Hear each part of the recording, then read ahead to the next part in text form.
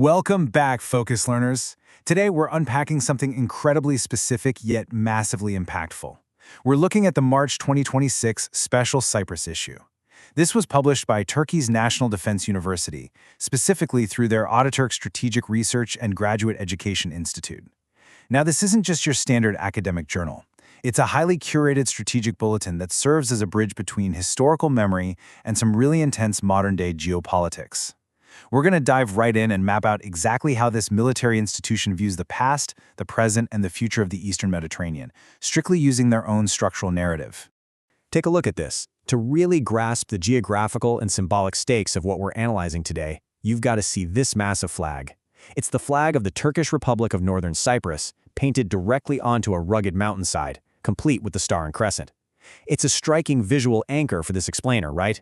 It represents a very physical, unyielding claim to the land, and it absolutely sets the tone for the entire publication we're about to dissect. This is a region marked by deeply rooted national identities, and this single image perfectly captures the sheer scale of the narrative we're dealing with here.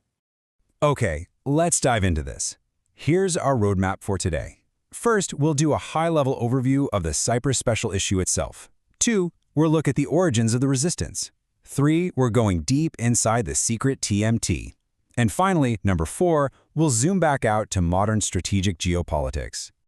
Let's kick things off with Section 1, the Cyprus Special Issue, a strategic bulletin. Before we really get into the weeds, it's absolutely crucial to impartially frame our source.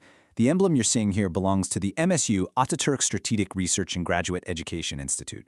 As we work through this explainer, I want you to keep in mind that we are analyzing a primary document. This source material represents the specific strategic, historical, and geopolitical viewpoint of a Turkish state military university. Our goal today isn't to take a side in the incredibly complex geopolitics of the Mediterranean. Instead, we're here to clearly map out their arguments and understand exactly how they construct their narrative. There's a massive breadth of time covered in this bulletin, so to make it digestible, we've organized the articles into 3 main themes. First up, historical military action features deep dives into everything from the historical Ottoman conquest all the way to the amphibious landings of the Cyprus peace operation. Next, modern infrastructure and security tackles highly contemporary, hot-button issues. We're talking EU submarine cables and the shift from energy disputes to outright armament. And lastly, socio-political dynamics looks at things like media representation and post-election relations. It's basically a comprehensive spectrum that links centuries of history straight to 2026. Moving right along to Section 2, Origins of the Resistance, the 1950s. And this brilliantly illustrates exactly how the publication connects historical Ottoman sovereignty all the way to the modern 2026 elections. It's the chronological arc their entire case is built on. But look right there in the middle. That's the crucial flashpoint. The defining moment for the journal's modern security narrative sits squarely in the 1950s, specifically the turbulent events starting in 1955 that directly led to the formation of the resistance in 1958. To truly understand the journal's perspective, we have to look really closely at this catalyst. According to the text, the major pivotal shift happened in June of 1955. The authors frame this as the exact moment when EOKA, which was a Greek Cypriot nationalist guerrilla organization, shifted its attacks. Instead of just targeting the British administration, they pivoted to directly targeting the Turkish community in Cyprus. In the eyes of the publication, this existential threat is the absolute bedrock for everything that happens next.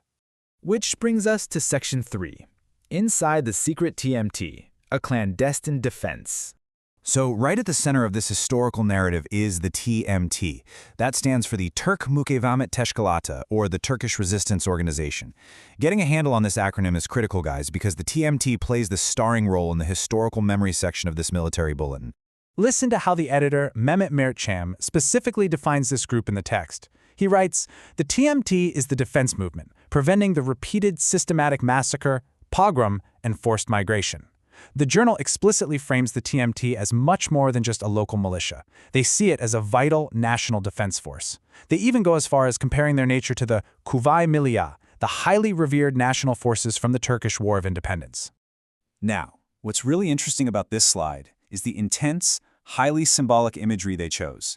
This is the official 1958 emblem of the TMT. You've got the golden wolf, which is a deeply rooted symbol in Turkic mythology, representing strength and guidance. Above that, the crescent and star.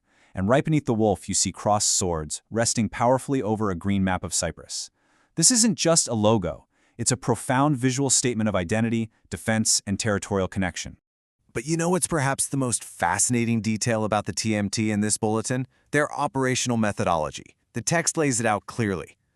For the TMT, the most important concept is secrecy. No official correspondence, hierarchical connections will be verbal. The extreme lengths this underground organization went to for secrecy are just staggering. The journal actually points out that absolutely zero written records were kept. Nothing. Not even in their correspondence with the Turkish general staff back in mainland Turkey. Every single thing was coordinated verbally to avoid leaving any paper trail whatsoever. All right, let's shift gears. Section 4. Modern Strategic Geopolitics. So, the various authors in the journal argue that the underground survival tactics of the 1950s have essentially evolved into today's high-stakes diplomatic battles. The front lines look a bit different now. Today, it's about navigating contested waters for European Union submarine communication cable projects, which is a massively sensitive infrastructure issue. They also point to the Greek Cypriot administration, noting a shift from simple energy disputes to full-blown regional armament. The bulletin views this as a serious, escalating threat. On top of that, they meticulously detail why the island remains so strategically important for Turkey's military, and they analyze the ripple effects of the 2026 TRNC elections on the global stage. The battlefield has definitely modernized, but the underlying strategic tensions, they haven't changed a bit. Now, you might be wondering, why compile all of this together? Well, the bulletin doesn't hide the ball. They explicitly state their overarching purpose right in their concluding remarks. The goal isn't just to recount history for the sake of history. They state that the aim is keeping the memory of the past alive to actively construct the future. They are taking these specific historical narratives of the 1950s resistance and using them as the definitive foundation to shape future strategic policy and security decisions in the Mediterranean. So, the crucial point is summarized perfectly by the editor's highly nationalistic conclusion. Mehmet Mert Çam writes, "Cyprus is Turkish and will remain Turkish forever." As objective learners, we need to recognize that this is the definitive, unyielding editorial stance of this military university's publication. It beautifully encapsulates just how deeply intertwined their historical perspective is with their modern geopolitical imperatives. Which leaves us with a really fascinating, provocative question to ponder. As these deep historical memories of an underground, verbal-only resistance collide with high-tech submarine cables and modern international energy grids, whose narrative will ultimately define the future of the Eastern Mediterranean? The ATASRN Bulletin has laid out a very clear, structured roadmap of their perspective, and understanding it is absolutely key to decoding the broader strategic moves happening in the region right now. Thank you so much for joining me on this deep dive, Focused Learners. Keep asking questions, keep looking closely at the sources, and I'll catch you in the next explainer.